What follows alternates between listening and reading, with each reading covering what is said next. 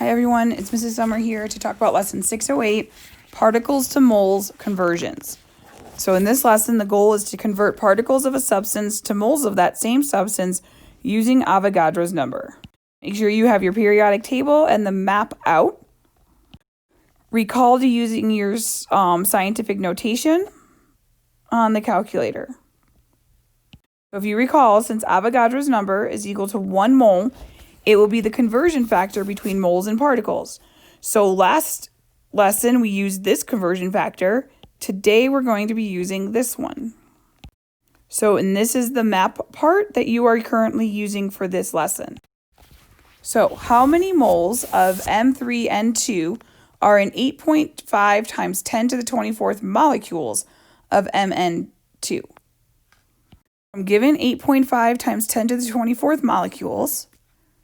And this is how I would set it up. 8.5 times 10 to the 24th molecules, 1 mole on top because that is what I want. The question's asking how many moles. Then my Avogadro's number is on the bottom. So I'm going to take this number that I was given and divide it by Avogadro's number.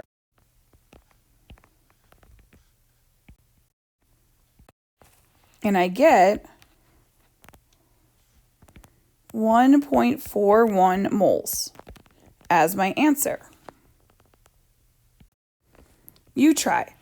How many molecules of moles of H2SO4 are in 1.5 times 10 to the 21st molecules of H2SO4?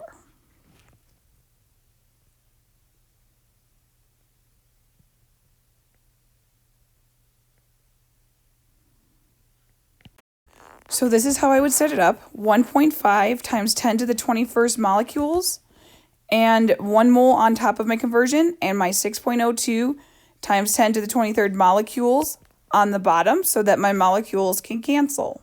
And as my answer, I get 2.49 times 10 to the negative third moles H2SO4.